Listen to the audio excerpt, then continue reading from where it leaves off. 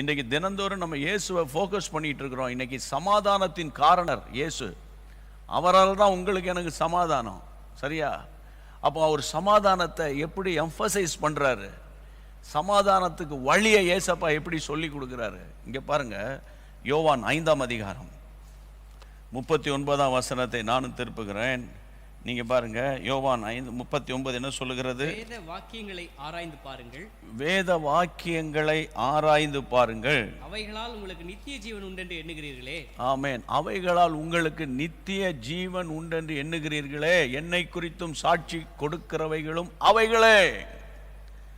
ஆமா, இயேசுவை நோக்கி பாருங்க அல்லது இயேசுவை கவனித்து பாருங்கன்னா இந்த வசனத்தை நம்ம பார்க்கணும். யோவான் 5:39 திரும்ப, வேத வாக்கியங்களை ஆராய்ந்து பாருங்க, அவைகளால் உங்களுக்கு என்ன உண்டு? நித்திய ஜீவன் உண்டு என்று எண்ணுகிறீர்களே, என்னை குறித்து சாட்சி கொடுக்கிறவைகளும் அவைகள் தான். அப்போ வசனத்துக்கும் இயேசுக்கும், வசனம் தான் இயேசு, இயேசு தான் வசனம். ஐயா அப்படி சொல்ல போனா புரியுதா உங்களுக்கு?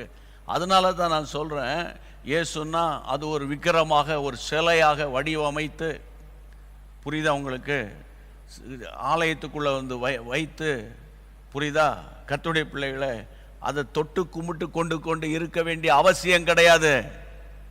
அது ஒரு மண்ணு, அது ஒரு, புரியுதா? ஆனால் வேதத்தில் வாசிக்கிறோம், கர்த்தருடைய பிள்ளைகளை ஆவியாயிருக்கிறவர். அப்போ அப்புறம் அந்த வார்த்தை, என் வசனம் ஆவியாகவும் அப்புறம் ஜீவனாகவும் இருக்குது. அந்த வசனத்தை தான் நம்ம வந்து ஃபாலோ பண்ணணும். அதனால தான் தினந்தோறும் நான் இதை உங்களுக்கு சொல்லி கொண்டே வருகிறேன். அப்போ என்னை குறித்தும் சாட்சி கொடுக்கிறவைகள் அவைகளே. இதை பேசுகிறது, சொல்றது யாருன்னா இயேசு. வசனத்தை ப்ரொனவுன்ஸ் பண்றாரு பாருங்க. அப்போ ஆண்டவராகிய இயேசு வசனத்துக்கு முக்கியத்துவம் கொடுக்கிறாரு. அப்போ இயேசுவை கவனித்து பார்க்கும்போது, இயேசு வசனத்துக்கு முக்கியத்துவம் கொடுப்பது போல ஊழியர்களாகிய நாங்களும், ஆமென், விசுவாசிகளாகிய நீங்கள் எல்லாரும் வேர்ட் ஆஃப் காடுக்கு நீங்க ரொம்ப இம்பார்ட்டன்ஸ் கொடுக்கணும். கையை வைத்து ஆண்டவர் தோத்திரம் பண்ணுங்க. லூக்கா 4ஆம் அதிகாரத்துக்கு வாங்க. லூக்கா 4:17 வாசிங்கள். ஆமென். அப்பொழுது ஏசாயா தீர்க்கதரிசியின் புத்தகம் அவரிடத்தில் கொடுக்கப்பட்டது. அவர் அந்த புத்தகத்தை விரித்த போது, கர்த்தருடைய ஆவியானவர் என்மேல் இருக்கிறார், தரித்திரருக்கு சுவிசேஷத்தை பிரசங்கப்படி என்னை அனுப்பினார், இருதயம் நறுங்குண்டவர்களை குணமாக்கவும், சிறைப்பட்டவர்களை விடுதலையும், குருடருக்கு பார்வையும் பிரசித்திப்படுத்தும், நொறுங்குண்டவர்களை விடுதலையாக்கவும், கர்த்தருடைய அனுக்கிரக வருஷத்தை பிரசித்திப்படுத்த என்னை அனுப்பினார் என்று எழுதியிருக்கிற இடத்தை அவர் கண்டார். நீங்க நல்லா கவனிக்கணும். இயேசு காரணம் இல்லாம ஒரு ஆளை பார்க்கறது இல்லை. ஏற்கனவே பல முறை சொல்லியிருப்பேன், இயேசு அண்ணாந்து பார்க்குறாருன்னா அங்கே ஒரு ஆள் இருக்கிறான்னு அர்த்தம். இயேசு கண்டார் அப்படின்னா அவ்வளோதான், அவன் லைஃப்பில் ஒரு மாற்றம் வந்துருச்சுன்னு அர்த்தம். அப்போ இங்கே கர்த்தருடைய பிள்ளைகளே, ஒரு அதாவது ஏசாயா தீர்க்கதரிசியின் புத்தகம், இயேசுவுக்கும் ஏசாயா தீர்க்கதரிசிக்கும் 600 ஆண்டு கால வித்தியாசம். 600 ஆண்டுகளுக்கு பிறகு இயேசு பூமிக்கு வருகிறார். அப்போ 600 இயர்ஸ்க்கு முன்னால தீர்க்க தரிசனம் உரைத்த ஏசாயாவினுடைய புத்தகம் அவர் கையில் கொடுக்கப்படுது. அந்த புத்தகத்தை வாங்கி அதை திறக்கிறார். அங்கே அவரை குறித்து சொல்லப்பட்டதை அவர் வாசிக்கிறாரு. கையை வைத்து ஆண்டவர் தோத்திரம் பண்ணுங்க. ஆமாமா, என்னை பற்றி தான் சொல்லியிருக்குது, பார்த்தீங்களா, என்னை பற்றி தான் சொல்லியிருக்குதுன்னு அவர் மேன்மையாக என்னல, நல்லா கவனிங்க. அப்போ 600 ஆண்டுகளுக்கு முன்பாகவே இயேசு ராஜா பூமிக்கு வருவார். அவர் வரும்போது பிசாசுகளை துரத்துவார், தரித்திரருக்கு சுவிசேஷத்தை கொடுப்பார், இருதய நறுங்குண்டவர்களை குணமாக்குவார், குருடருக்கு பார்வையை கொடுப்பார் என்று இயேசுவை குறித்து சொல்லப்பட்ட அந்த வார்த்தையை இயேசு விசுவாசிக்கிறார். ஆமென். 600 ஆண்டுகளுக்கு முன்பாகவே அவரை பற்றி சொல்லி இருக்குது. இன்றைக்கு இந்த வேதத்தில் சொல்லப்பட்ட வாக்கு தத்தங்கள் எத்தனையோ நூற்றாண்டுகளுக்கு முன்பு இருந்தாலும் நீங்கள் அதை விசுவாசித்தால், நீங்கள் விசுவாசிக்கிறபடியே உங்களுக்கு ஆகும். ஆமென் சொல்லுங்க. வசனத்தினால் வாழ்க்கை. கையை வைத்து ஆண்டவரை தோத்திரம் பண்ணுங்க. எனக்கு அன்பான தேவனுடைய பிள்ளைகளே, வாசித்து 20ஆம் வசனத்தை வாசிங்க. வாசித்து வாசித்து புஸ்தகத்தை சுருட்டி பணிவிடைக்காரனிடத்தில் கொடுத்து உட்கார்ந்தார். ஜெப ஆலயத்தில் உள்ள எல்லாருடைய கண்களும் அவர் மேல் நோக்கமாயிருந்தது. அப்பொழுது அவர் அவர்களோடு பேசத் தொடங்கி உங்கள் காதுகள் கேட்க இந்த வேத வாக்கியம் இன்றைய தினம் நிறைவேறிற்று என்றார். நிறைவேறுகிறது. அப்ப வேத வாக்கியம் நிறைவேறுகிறதை குறித்த ஒரு வெளிப்பாடை இயேசு பெற்றிருக்கிறார். மட்டுமல்ல, அதை ஜனங்களுக்கு சொல்லி கொடுக்கிறார். ஆமென். அப்போ வேத வசனத்தை நம்ம எந்த அளவுக்கு விசுவாசிக்கணும் பிரியமானவர்களே, நீங்கள் நல்லா கவனிங்க. இப்போல்லாம் பார்த்தீங்கன்னா மொபைல் ஃபோனில் அந்த பைபிளை, ஆடியோ பைபிள் உங்களுக்கு தெரியும். நான் ஸ்கூலுக்கு போகல, படிக்கலை, கொள்ளலை, அப்படி இப்படி இல்லைன்னா இப்போ கண் பார்வை எனக்கு சரியாக தெரியல, எனக்கு பைபிள் வாசிக்கிறதுக்கு முடியல, ஒரு மாதிரி ஸ்ட்ரெயின் பண்ண முடியல அப்படின்னு வயதானவங்களோட பேசுகிறேன். அந்த ஆடியோ பைபிளை உங்கள் பிள்ளைகள்கிட்ட போட சொல்லி, ஃபோனில் போட சொல்லி கேளுங்க. ஒரு நாளைக்கு 5 அதிகாரம் 10 அதிகாரம் உட்காந்து கேளுங்க. வயசான காலத்தில் கூட ஸ்கைப்பில் உட்காந்து பேசுகிறதுக்கு எவ்வளோ ஒரு கெப்பாசிட்டி இருக்குது உங்களுக்கு. வயசான காலத்தில் அவ்வளோ சந்தோஷமாக உட்காந்து ஸ்கைப்பில் உட்காந்து அமெரிக்காவில், ஆஸ்திரேலியாவில் இருக்கிற பிள்ளைகளோட, லண்டனில் இருக்கிற பிள்ளைகளோடு பேசுகிறதுக்கு அவ்வளோ ஒரு நல்ல ஒரு கெப்பாசிட்டி இருக்குல்ல. அதுக்காக கர்த்தருக்கு தோத்துறோம். அப்பயே நீங்கள் பைபிள் வாசிக்கிறதுக்கு முடியலன்னா ஆடியோ பைபிளை போட்டு அந்த பைபிளை கேட்கணும். இனிமேல் எப்படி பேசுறது நான் சொல்லுங்க பார்க்கலாம். ஏன்னா வருகைக்கு ஆயத்தப்படணும். அந்த எக்கால சத்தம் காதில் கேட்கணுமே, அதுதானே முக்கியம் நமக்கு. அப்போ கர்த்தருடைய பிள்ளைகளை, ஒன்று வேத வசனத்தை நம்ம நேசிக்க ஆரம்பிக்க நமக்கு சமாதானத்தை நம்ம தக்க வைக்க முடியும். ஐயா, ரட்சிக்கப்படும் போது ஒரு சமாதானம் வருது, அபிஷேகம் பெறும்போது ஒரு சமாதானம் வருது, ஆலயத்தில் போகும்போது ஒரு சமாதானம் வருது, உங்கள் பாஸ்டர் பேசும்போது ஒரு சமாதானம் வருது. உங்களில் அநேகர் சொல்கிறீங்க 8 மணி வரைக்கும் அப்படியே கேட்டுக்கிட்டே இருப்போம், நல்லா இருக்குது, அப்படியே சாப்பிட்டு படுத்துருவோம், திரும்பி காலைல எழுமணுன்னே பிரச்சனையாக இருக்குது. அப்போ எப்போ 5:30 மணி வரும்? இதென்ன நான் ஒரு ஆக்டரா டெய்லி உங்களை இது பண்ணிக்கிட்டே இருக்கிறதுக்கு? இல்லையம்மா. நம்ம ஒருவருக்காக ஒருவர் ஜெபிக்கணும், ஆண்டவருடைய வார்த்தைகளை கொடுக்கணும், நீங்க எழும்பணும் ஆண்டவருக்காக. சரியா? ஒன்று சமாதானத்தை பெற்றுக்கொள்றதுக்கு வேத வசனம். இன்னொன்று அடுத்த பாயிண்ட் பேச போறோம் கர்த்தருடைய பிள்ளைகளே. சங்கீதம் 34:14, சங்கீதம் 34ஆம் சங்கீதம் 14ஆம் வசனத்தை டக்குன்னு வாசிங்க. தீமையை விட்டு விலகி நன்மை செய், சமாதானத்தை தேடி அதை தொடர்ந்து கொள். இன்னொரு முறை வாசிங்க. தீமை விட்டு விலகி நன்மை செய்யுங்க, அப்புறம் சமாதானத்தை தேடி அதை தொடர்ந்து கொள்.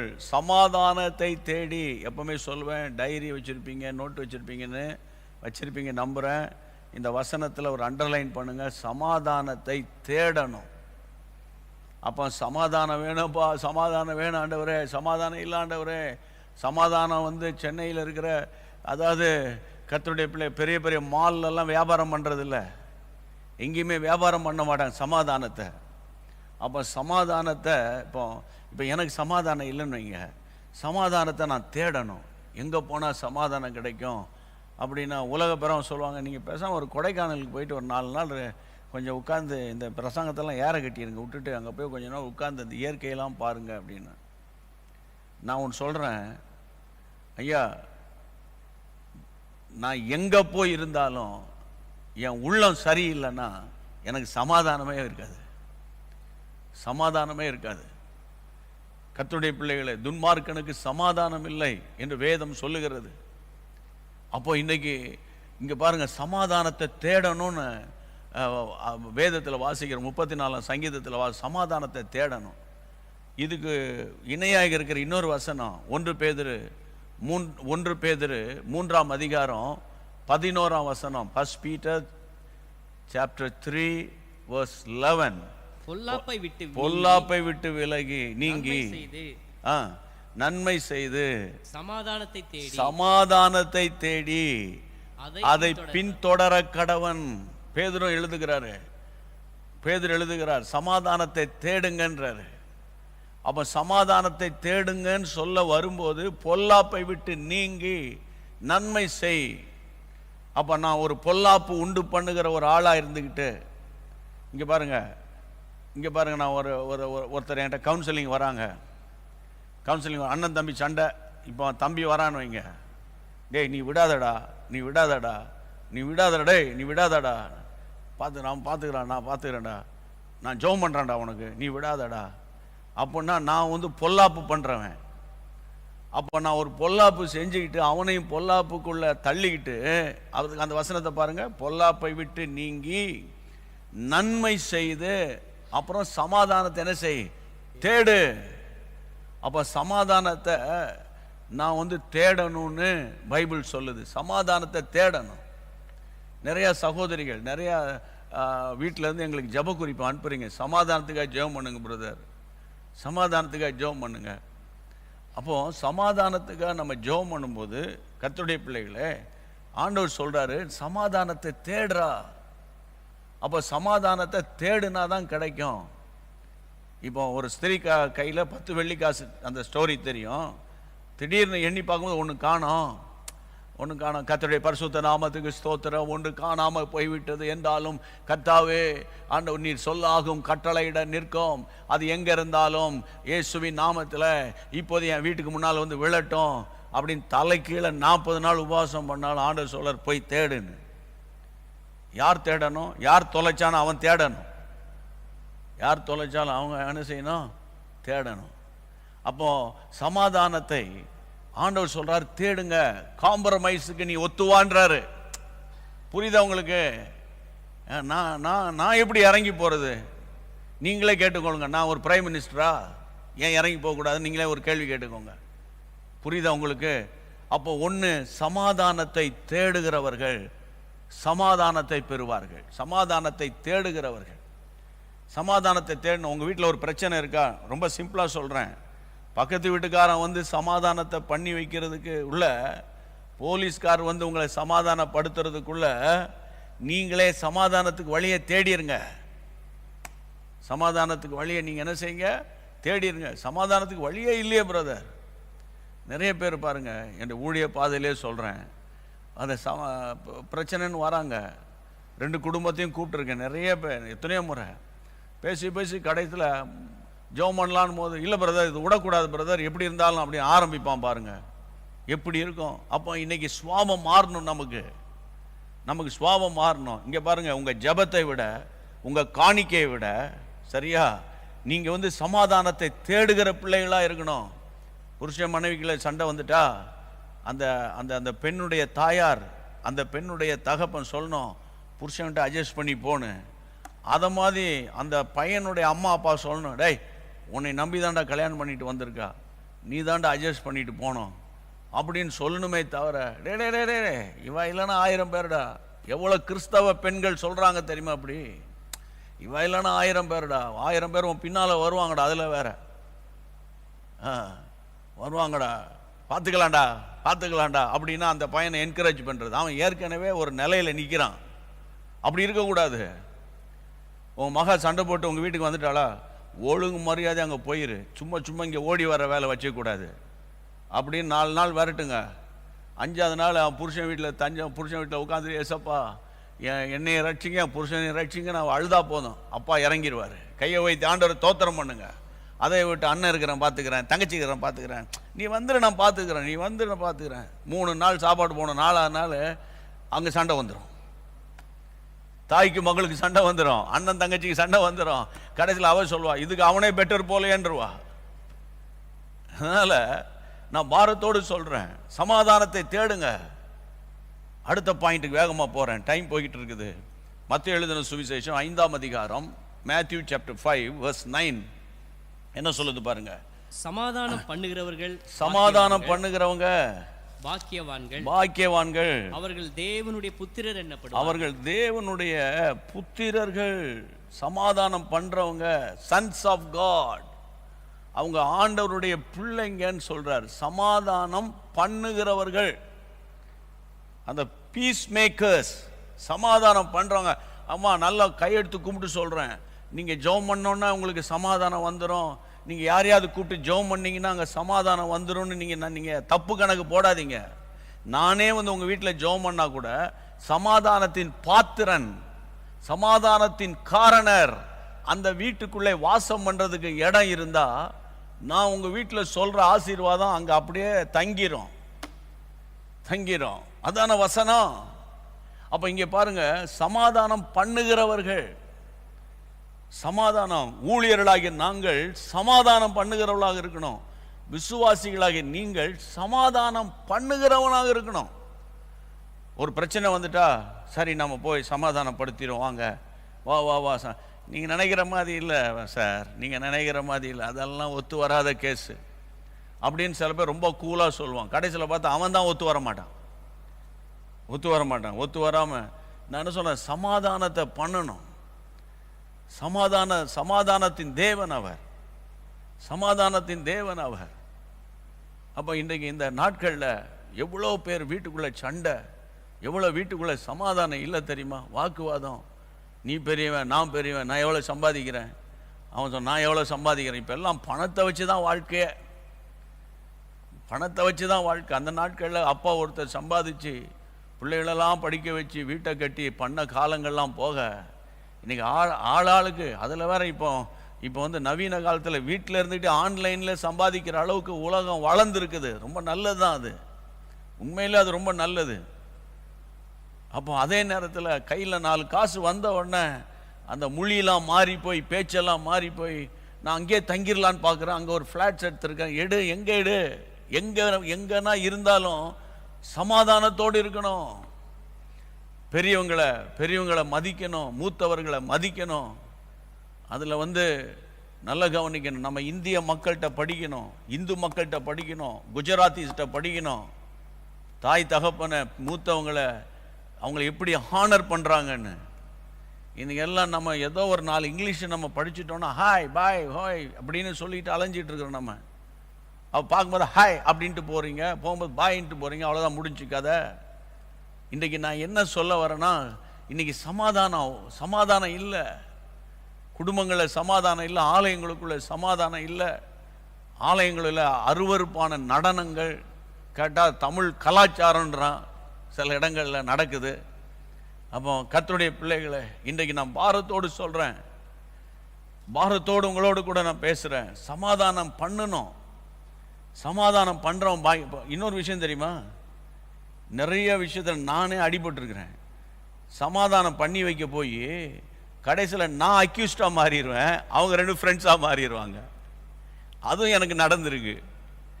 நான் சமாதானம் பண்ண போய் இன்னும் சொல்கிறேன், நான் சமாதானம் பண்ணுறதுக்கு கூப்பிட்டு கடைசியில் நான் அக்யூஸ்டாக மாறிட்டேன், அவங்க ஃப்ரெண்ட்ஸாக மாறிட்டாங்க.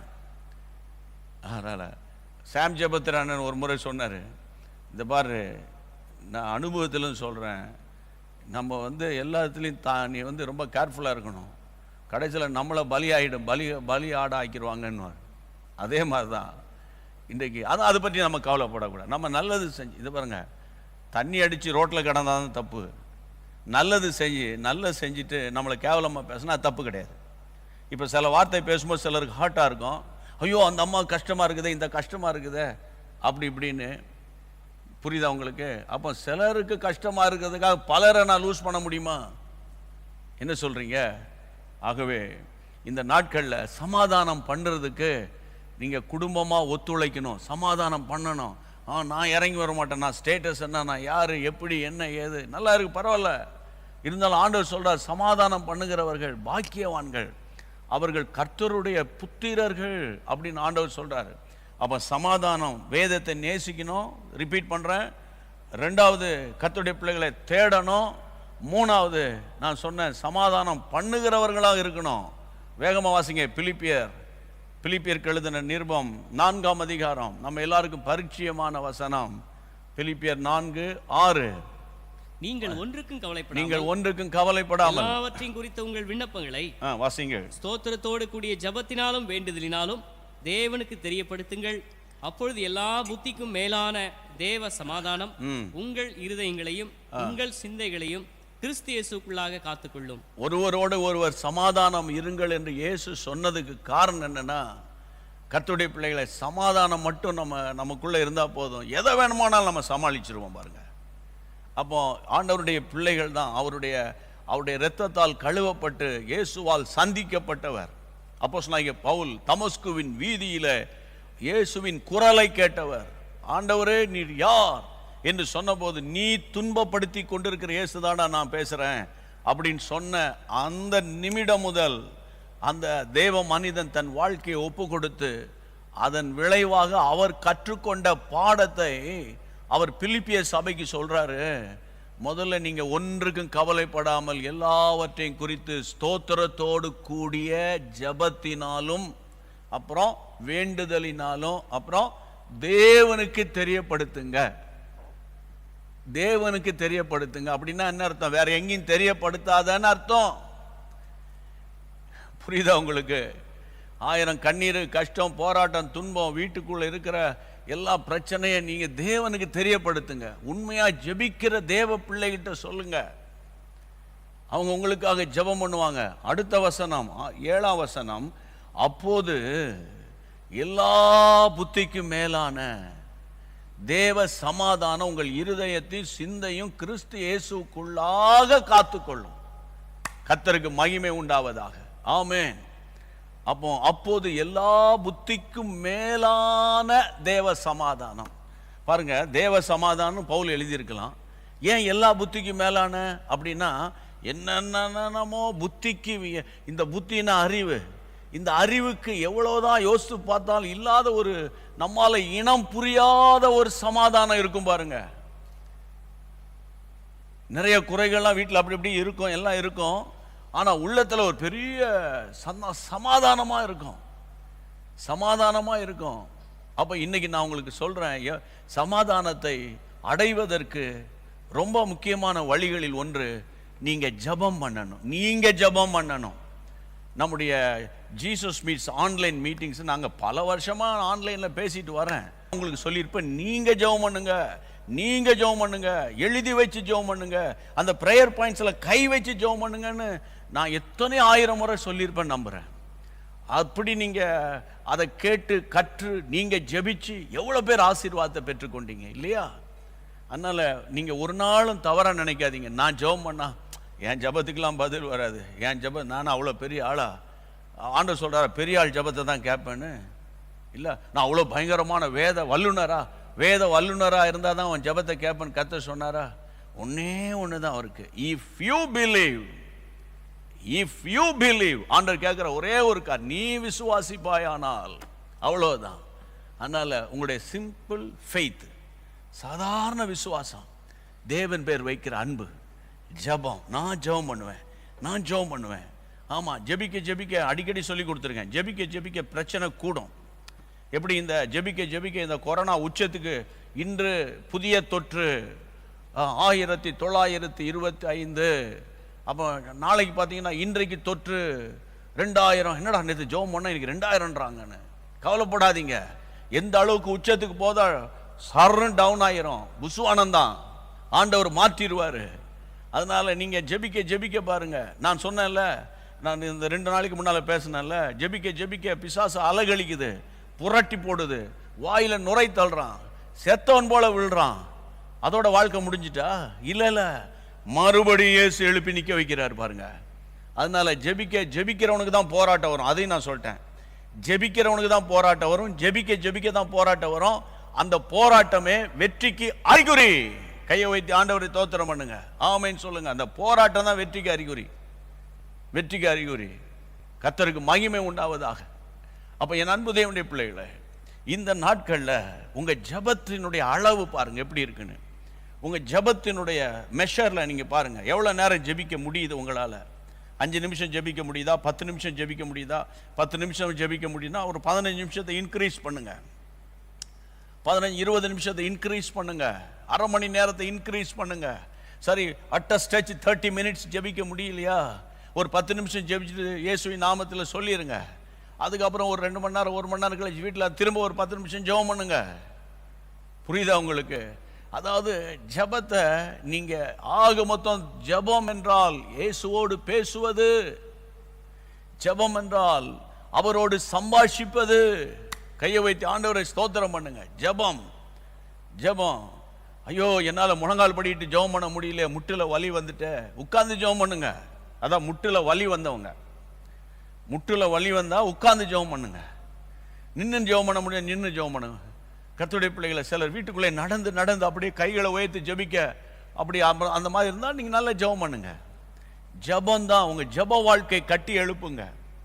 உங்களுடைய பர்சனல் ப்ரேயர், ஃபேமிலி ப்ரேயர், சரியா, early morning prayer, mid night prayer, சரியா. கர்த்தருடைய பிள்ளைகளை அப்படி நிறைய ஜெப வாழ்க்கையில் நீங்கள் வந்து பிளான் பண்ணி ஜெபம் பண்ணுங்க. உங்க ஜெபத்தை சார்ந்து கொள்ளுங்க. உங்க ஜெபத்துக்கு மிஞ்சினது எதுவுமே கிடையாது. இன்னொன்று சொல்றேன், ஜெபத்தை பற்றியே சொல்கிறேன். ஜெபம் பண்ணும்போது ஜெபம் பண்ணி முடித்தா கூட ஒன்றுமே ஒரு மாற்றம் வராமல் இருக்கிறது போல இருக்கா? ஒரு சேஞ்சே இல்லை.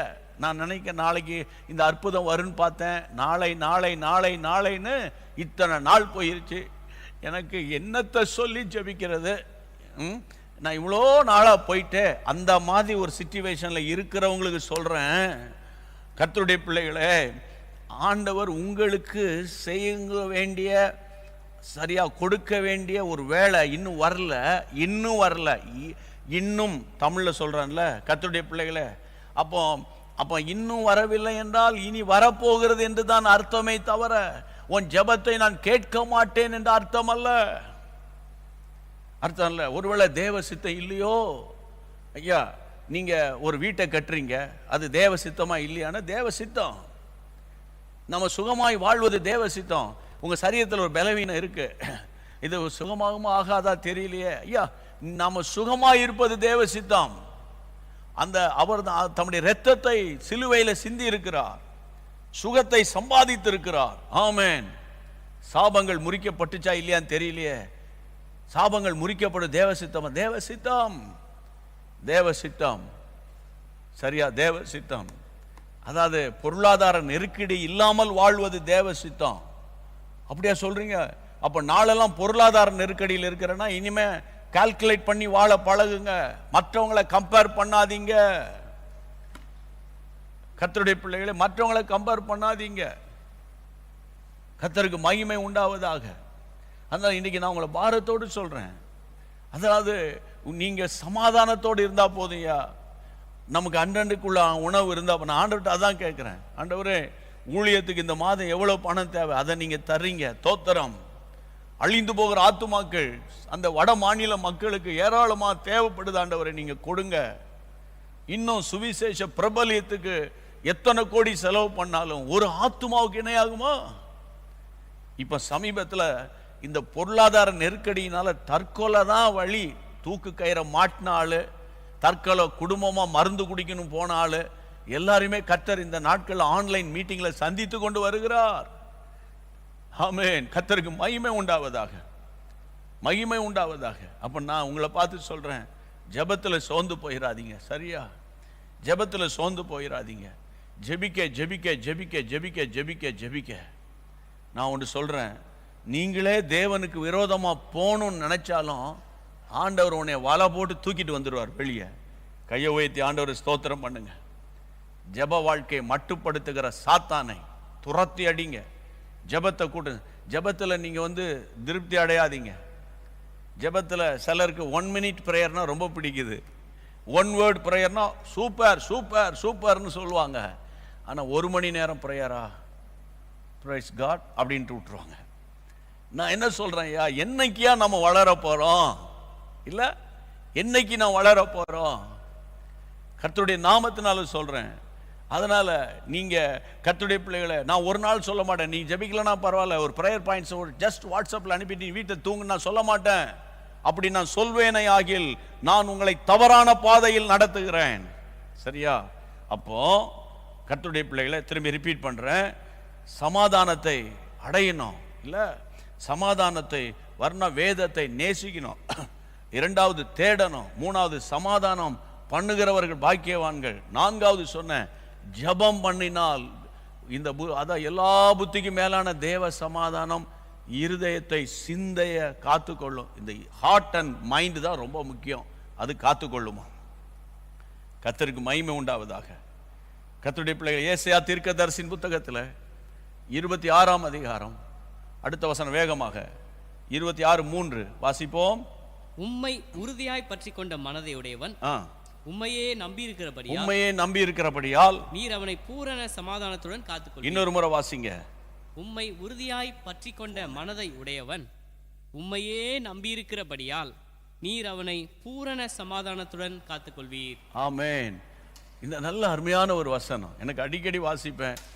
நான் ஜெபிக்கும் போதெல்லாம் அந்த வசனத்தை சொல்லி ஜெபிப்பேன்.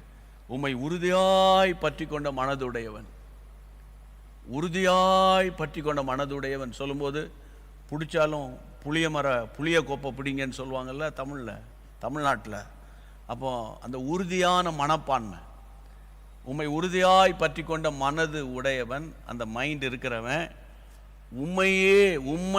உம்மையே நம்பி இருக்கிறபடியால் அவனை பூரண சமாதானத்தோடு காத்துக்கொள்வீர்.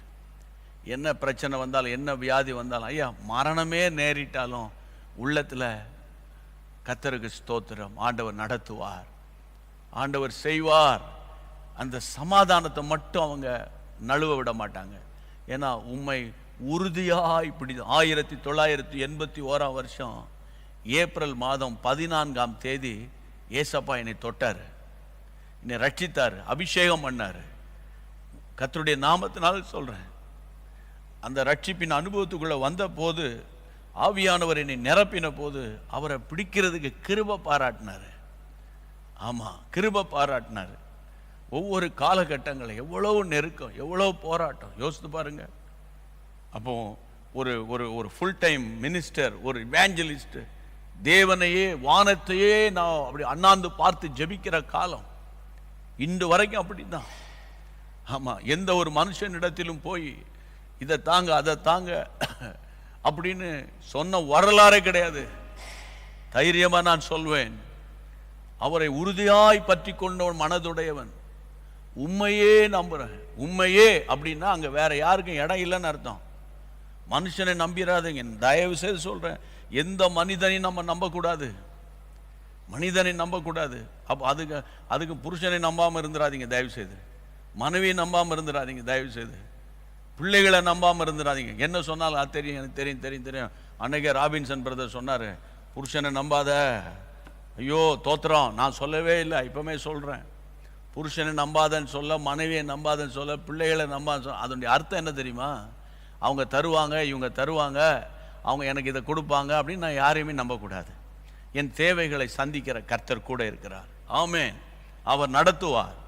கையை வைத்து தலையிலேயே சொல்லுங்க, அவர் நடத்துவார். இந்த நெருக்கத்தின் காலத்தில் கிருபையாய் நடத்துறாரே, ஏன் இனி அவர் நடத்த மாட்டாரா? அப்போ உறுதியான மனப்பான்மை, உறுதியான மனது. அப்போ உம்மை உறுதியாய் பற்றி கொண்ட மனதை உடையவன், அந்த மனதில் உறுதி இருக்கணும், மைண்டில் நீங்கள் ஸ்ட்ராங்காக இருக்கணும். பிரச்சனை வரும்போது, போராட்டம் வரும்போது ஒரு மாதிரி தடுமாறிடக்கூடாது. தடுமாற்றம் வந்த உடனே சுதாரித்து கொண்டு இயேசு நல்லவர் அப்படின்னு நீங்க சொல்லணும். ஹல்லேலூயா. உம்மை உறுதியாய் பற்றி கொண்ட மனது உடையவன், உண்மையே நம்பி இருக்கிறபடியால். அப்போ ஏதாவது ஒரு தேவைக்காக அல்லது ஒரு அற்புதத்துக்காக நீங்க காத்து கொண்டு இருக்கீங்களா? நீங்க உறுதியான மனதோடு இருக்கீங்கல்ல, அவரையே தான் நம்பி இருக்கிறீங்கல்ல. சிச்சுவேஷனை பார்க்காதீங்க, சர்க்கம்ஸ்டன்ஸை பார்க்காதீங்க, மேலே பாருங்க, அவர் நம்மை நடத்துவார். அப்போ வேதம் சொல்லுகிறது, உறுதியாய் பற்றி கொண்ட மனதுடையவன் உண்மையை நம்பி இருக்கிறபடியால் அவனுக்கு என்ன சமாதானம்? பூரண சமாதானம். பூரணம் 100%. பூரணம்னா கம்ப்ளீஷன், முழுமையான இல்ல கர்த்தருடைய பிள்ளைகளை. அப்போ இந்த சமாதானத்தை பெற்றுக்கொள்வதற்கு இத்தனை பாயிண்ட்ஸை சொல்லிக்கிட்டே வந்தேன். எபேசியர் 4ஆம் அதிகாரம் 3ஆம் வசனத்தில் 2 வசனத்தை சொல்லிட்டு வேகமாக ஜெபம் பண்ணிட்டு இந்த மீட்டிங் இன்னைக்கு நம்ம ஜெபிச்சு முடிச்சிருவோம். எபேசியர் 4ஆம் அதிகாரம் 3ஆம் வசனம் என்ன சொல்லுகிறது? சமாதான கட்டினாலே ஆவியின் ஒருமையை காத்துக்கொள்வதற்கு ரொம்ப ரொம்ப ரொம்ப ரொம்ப முக்கியம். ஒருமனப்பாடு, ஆவியின் ஒருமைனா ஸ்பிரிட்ல டிஸ்டர்பன்ஸ் வந்துடக்கூடாது. இது நான் சொல்றது ஸ்பிரிச்சுவல் பீப்புளுக்கு தான் புரியும். நம்ம ஸ்பிரிட்ல பைபிள் வாசிக்கணும், ஜெபம் பண்ணணும், தேவனுக்குள்ள சந்தோஷமா இருப்போம். அப்போ அந்த ஆவியில் நல்ல மைண்ட், ஆவியில் ஃப்ரெஷ்ஷாக இருக்கும். அப்போ திடீர்னு சாத்தான் பார்ப்பான், இப்போ ஏதாவது ஒரு பிரச்சனையை கொண்டு வந்து போட்டு இவங்களை குழப்பிடணும், டென்ஷன் ஆக்கிடணும் பார்ப்பான். அதனால் சொல்கிறாரு, சமாதான கட்டினால், சமாதானத்தை அப்படி கர்த்தருடைய பிள்ளைகளை சமாதானம் என்ற கயிறுனால நம்ம கட்டப்பட்டு அந்த ஆவியின் ஒருமனப்பாடு, கணவன் மனைவிக்கிடையே ஸ்பிரிட்ல ஒருமனப்பாடு இருந்தால் தான் வீட்டில் ஒர்க் அவுட் ஆகும். ஆமென். ஊழியத்தில் உடன் ஊழியர்களுக்கும் மூத்த ஊழியர்களுக்கும் நல்ல அண்டர்ஸ்டாண்டிங் இருந்தால் தான் அந்த சபை வளரும். ஆமென். கொயருக்கும் மியூசிஷியனுக்கும் ஒருமனப்பாடு இருந்தால் தான் அந்த பாட்டில் ஆண்டவருடைய பிரசனம் வரும். நீ ஒரு ஸ்கெயிலில் வாசித்துட்டு அந்தம்மா ஒரு பாட்டு பாடிக்கிட்டு அங்கே ஒன்று இங்கே ஒன்று இருந்துச்சுன்னா கடைசியில் பார்த்தீங்கன்னா அவன் வாசித்தது சரியில்லை, அவன் பாடினது சரியில்லை, அவன் காதில் சத்தம் கேட்கல, அதை பண்ணல, ஆடியோவில் ப்ராப்ளம், வீடியோவில் ப்ராப்ளம், மீடியாவில் ப்ராப்ளம் அப்படின்னு சொல்லிக்கிட்டு நம்ம ஆக மொத்தம் சாத்தான் பத்தியா நான் கை வச்சேன் பத்தியா, அங்கே ஒரே குழப்பமாக இருக்கு பத்தியா அப்படின்னு சாத்தான் என்ஜாய் பண்ணுவான். ஆவியின் ஒருமைப்பாட்டை காத்து கொள்ளுவேன் அப்படின்னு கர்த்தர் சொல்ல, காத்து கொள்ளுங்கள், உங்க கையில் என் கையில் இருக்குது. ஆவியின் ஒருமைப்பாட்டை காத்து கொள்ளணும். அதுதான் எப்போதும் அபிஷேகத்தில் அப்படி நிரம்பிக்கிட்டே இருக்கணும், அந்த ஸ்பிரிட் ஃபில்டாகவே இருக்கணும். அப்போ தான் அந்த ஆவியின் ஒருமனப்பாட்டை நம்மால் காத்துக்கொள்ள முடியும். சாத்தான் உள்ள நுழையிறது தெரியும், நுழைஞ்சது தெரியும், அவனை விரட்டவும் நமக்கு தெரியும். கையை வைத்து ஆண்டவரை ஸ்தோத்திரம் பண்ணுங்க. கடைசியாக ஒரு வார்த்தை சொல்லி முடிக்கிற 2 பேதுரு 3ஆம் அதிகாரம் 14 வசனம், ரொம்ப முக்கியமான வசனம். 2 பேதுரு 3:14. பிரியமானவர்களே, ஆதலால் பிரியமானவர்களே, இவைகள் வர காத்திருக்கிற நீங்கள் கரையற்றவர்களும் பிழை இல்லாதவர்களுமாய் சமாதானத்தோடு அவர் சந்நிதியில் அவருடைய சந்நிதியில் காணப்படும்படி ஜாக்கிரதையாயிருங்கள். இந்த வசனம் வருகை குறித்து சொல்லப்படுகிறது. ஆண்டவருடைய வருகை நாளில் நல்லா கவனிக்கணும். இதுவரைக்கும் இந்த பூமிக்குரிய வாழ்க்கையில நம்ம கடைபிடிக்க வேண்டியது சமாதானத்தை. ஆண்டவர் சொல்ற, ஒருவரோடு ஒருவர் சமாதானமா இருங்கப்பா. சமாதானத்தின் காரணம் அவர் இருந்தாலும் சமாதானத்துக்கான வழியை கர்த்தர் சொல்லி கொடுத்திருக்கிறாரு. 1 வேதத்தை நேசிக்கணும், 2வது தேடணும், 3வது சமாதானம் பண்ணுகிறவர்களா இருக்கணும், 4வது ஜெபம் பண்ணுகிறவர்களா இருக்கணும், 5வது உறுதியான நம்பிக்கை, உறுதியான மனதோடு இருக்கணும்.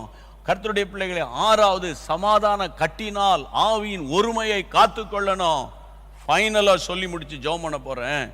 7வது பாயிண்ட்ல 2 பேதுரு 3:14 சமாதானத்தோட அவர் சன்னதியில் காணப்படணும். ஒரே சண்டையும் சச்சரவும், அப்படியே அலகளிப்போம், அங்கலாய்ப்போம், அக்களிப்போம், குழப்பமுமா இருந்தா கர்த்தருடைய பிள்ளைகளை எக்கால சத்தம், அந்த எக்கால ட்ரம்பட் சத்தம், அதாவது அந்த சத்தம் என் காதில் கேட்காது. ஏன்னா ஒரே டிஸ்டர்பன்ஸாக இருக்கு அந்த மைண்டில்.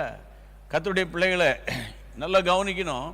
சேவல் கூவுகிற சத்தம் அன்றைக்கு பேதுருவின் காதில் விழுந்தது, இயேசு காதில் விழுந்தது, மற்ற எல்லாரும் காதிலும் விழுந்துச்சா இல்லையான்னு, அப்படியா விழுந்துச்சா இல்லையா அதை அவங்க அவ்வளோ சென்ஸ் பண்ணலை. அந்த சத்தம் பேதுருவுக்கு ஒரு ஒரு ஒரு அதிர்ச்சியை கொடுத்தது. அதே போலதான் வானத்தில் எக்கால சத்தம் தொனிக்கும் போது உலகத்துக்கு அடுத்தவர்களுக்கு அது ஒண்ணுமே புரியாது, தெரியாது.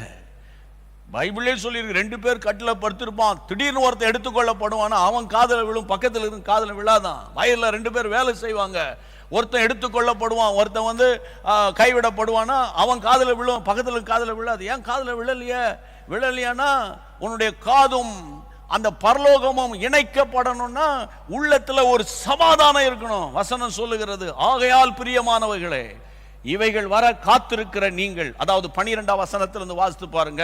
தேவனுடைய நாள் வரும்படி ஆவலோடே காத்திருங்கள் அப்படின்னு ஆரம்பிக்கும் போது 14ஆம் வசனத்திலே, பிரியமானவர்களே இவைகள் வர காத்திருக்கிற நீங்கள், 1 கரையற்றவர்கள், 2வது பிழை இல்லாதவர்கள், 3வது சமாதானத்தோட அவர் சன்னதியில ஆண்டவருடைய பிரசன்னத்துக்கு போகும்போது எனக்கு ஒரு சமாதானம் இருக்கணும். ஒரு இருதயத்தில் சமாதானம் இருந்தா தான் அந்த சத்தம் கேட்கும். பாரத்தோடு சொல்றேன், எதுக்கு நான் தினந்தோறும் உங்களோடு நான் போராடி கொண்டிருக்கிறேன்.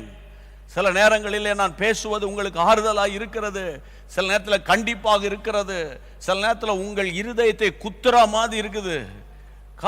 ஒன்றும் செய்ய முடியாது. நம்ம நம்மை நாமே சுத்திகரித்து கொள்ள வேண்டிய நம்ம கரைகள் பிழைகள் இல்லாம அவருடைய சன்னிதானத்தில் சமாதானத்தோடு இருக்கணும். அப்ப ஆண்டவர் சமூகத்தில் சமாதானத்தோடு நான் போகணும்னா, மற்றவங்களோடு சமாதானம் பண்ணாதான் மற்றவங்களுக்கும் எனக்கு இந்த பூமியில் சொல்லணும். ஃபாதர் சொல்வார், யாரோடும் கசப்பு இல்லப்பா அப்படின்னு ஒரு பாட்டே நம்முடைய அருமையான ஃபாதர் பாடி இருக்கிறாங்க. ஆமா, இந்த பூமியில உங்களுக்கு எனக்கு ஒரே ஒரு எதிரி தான் இருக்கிறான், அவன் தான் சாத்தான். சாத்தானை தவிர இந்த பூமியில ஒருவரோடு நமக்கு பகையாக இருக்கக்கூடாது, ஒருவரோடும் கசப்பு வைராக்கியம் பாராட்டக்கூடாது. ஆனால் சத்தியத்துக்கு அடுத்த விஷயத்துல வைராக்கியமா இருக்க வேண்டும். ஆமேன். ஜெபம் பண்ணலாமா எல்லாரும்? கர்த்தருடைய பிள்ளைகளை ஆண்டவர் சொல்றாரு, சமாதானத்தோட அவர் சந்நிதியில காணப்படும்படி ஜாக்கிரதையா இருங்கள். அப்ப இந்த சமாதானத்தை எவ்வளவு கேர்ஃபுல்லா நம்ம பாதுகாத்து கொள்ளணும் பாருங்க. ஜாக்கிரதையா இருந்த, ஜாக்கிரதை என்ற வேர்டு அங்க பயன்படுத்தப்படுகிறதுனா அதனுடைய மீனிங் உங்களுக்கு புரியுதா? எக்கால சத்தம் எப்போ வேண்டுமானால் துணிக்கும். அந்த சத்தம் கேட்கணும்னா எனக்கு ஒரு பீஸ் ஆஃப் மைண்ட் இருந்தால் தான், என் பீஸ் ஆஃப் மைண்ட் இருந்தால் தான் என் சத்தம் கேட்கும். ஆமேன். அப்போ இன்றைக்கு எல்லாரும் ஒப்பு கொடுத்து ஜெபம் பண்ணிடுவோம். ஆமேன். கர்த்தருடைய சமூகத்தில் ஆண்டவரே ஏசப்பா உங்களை நாங்கள் ஃபோக்கஸ் பண்ணிக்கிட்டு இருக்கிறோம் ஒரே வசனத்தின் அடிப்படையில். ஆமேன். மார்க் 9:50 ஒருவரோடு ஒருவர் சமாதானம் பண்ணுகிறவர்களாக சமாதானத்தோடு இருங்கள் என்று இயேசு சமாதானத்துக்கு முக்கியத்துவம் கொடுத்ததுனால இன்றைக்கு 7 காரியங்களை சமாதானத்துக்கு பெறுவதற்கான வழியை ஆண்டவர் சொல்லி கொடுத்தார். கைகளை உயர்த்தி ஆமென். யார் நல்ல கையை உயர்த்திட்டீங்களா? கையை உயர்த்திட்டீங்களா? பெற்றோர்களே, ஆமா, வயசான காலத்தில் உங்க 2 பேருக்குள்ள அடிக்கடி சண்டை வருதா? வந்தாலும் ஒப்புரவாயிட்டீங்களா இல்லையா? ஆமென். ஒரே வீட்டுக்குள்ள இருந்துக்கிட்டு ஆமா, உங்க மனைவி சாப்பாடு செஞ்சு வைக்கும் போது நீங்க சாப்பிட்டு பேசாம கொள்ளாம உங்களுடைய தேவைகளை பிள்ளைகள் வழியா பேசிட்டு இருக்கீங்களா?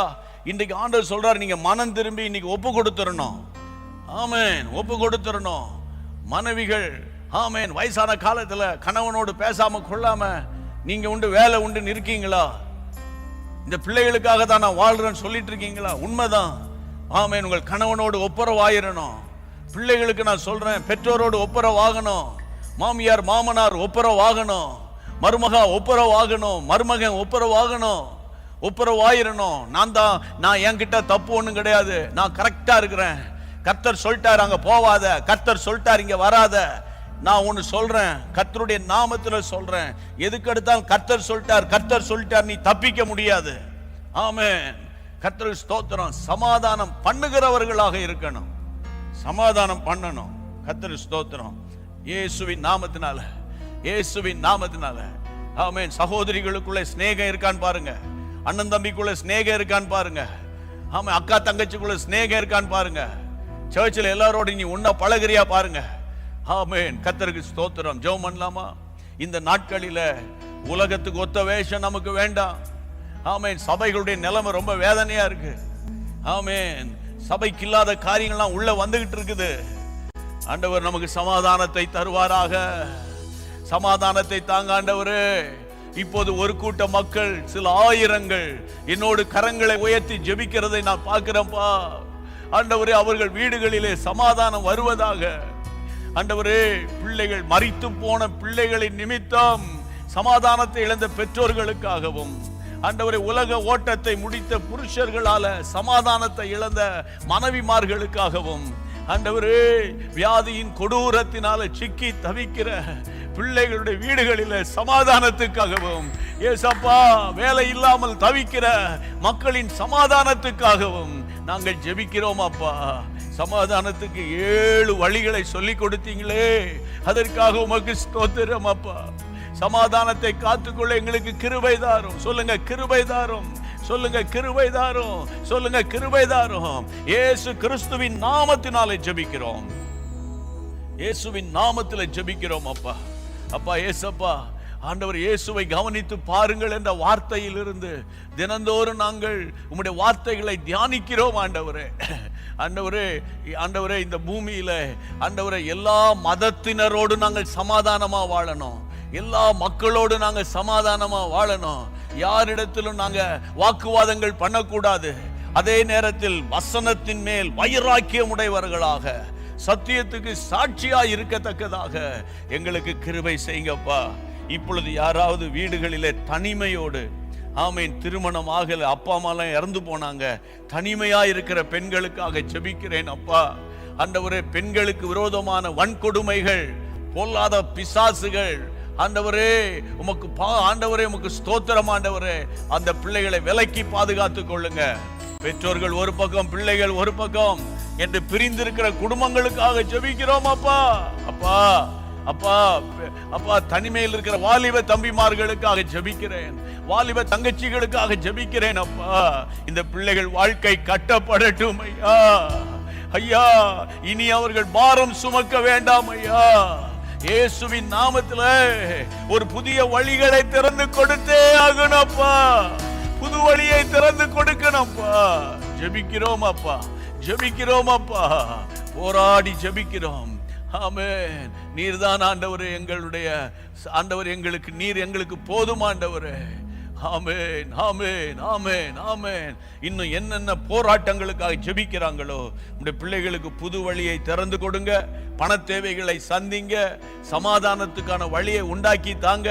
ஆமென். இப்பொழுது யார் யாரோடு அவங்க சில மாதமாய் பேச்சுவார்த்தை இல்லாமல் இருக்கிறார்களோ, இந்த ஜெபம் முடிந்த உடனே போன் போட்டு உடனே அவர்களோடு பேசுவார்களாக. அருகில் இருந்தால் போய் கரத்தை பிடித்து வெரி சாரி என்று சொல்லி உம்முடைய பிள்ளைகள் ஒப்புரவாவார்களாக. ஜெபிக்கிறோம் ஆண்டவரே, ஜெபிக்கிறோம் ஆண்டவரே. அப்பா, அந்த எக்கால சத்தம் வானிலே தொனிக்க போகிறது, அந்த எக்கால சத்தம் தொனிக்க போகிறது அப்பா. அதுக்கு எங்களை ஆயத்தப்படுத்துங்கப்பா, சபையை ஆயத்தப்படுத்துங்க. உமக்கே மகிமை உண்டாவதாக. இந்த வாரத்துல யார் யார் என்னென்ன காரியங்களை முன்னெடுக்கணும், வேலைக்காகவோ திருமணத்துக்காகவோ அல்லது மற்ற காரியங்களுக்காகவோ ஆண்டவர் எடுக்கிற எல்லா காரியங்களை வாய்க்க பண்ணுவீராக. தொற்று நோய்க்கு தூரமாயிருப்பார்களாக. கடைக்கு போகும்போது, மார்க்கெட் போகும்போது, வேலைக்கு போகும்போது, வரும்போது, ட்ரெயின்ல, பஸ்ல, ஷேர் ஆட்டோல, கார்ல, டூ வீலர்ல உடைய புரோடெக்ஷன் அவர்களை தாங்கும்படி ஜெபிக்கிறோம். கர்த்தர் நடத்துங்கப்பா, கர்த்தர் நடத்துங்கப்பா, கர்த்தர் நடத்துங்கப்பா, கர்த்தர் நடத்துங்கப்பா. ஆண்டவரே, வெளிநாடுகள் இருக்கிற எங்கள் அன்பு சகோதரி சகோதரர்களை நடத்துங்க. மைண்ட்ல ஒரு பெரிய சமாதானம் வரட்டும். ஆமென், ஆமென். என்னுடைய சமாதானத்தையே நான் உனக்கு தருகிறேன், உலகம் கொடுக்கிற பிரகாரமாய் அல்ல. யோவான் 14:27 படி உம்முடைய பிள்ளைகளுக்கு சமாதானம் உண்டாவதாக என்று சொல்லி உம்முடைய பிள்ளைகளை ஆசீர்வதிக்கிறோம். ஜெபத்தை கேட்ட கர்த்தருக்கு மகிமை உண்டாவதாக. இயேசுவின் நாமத்தில் பிதாவே, ஆமென், ஆமென்.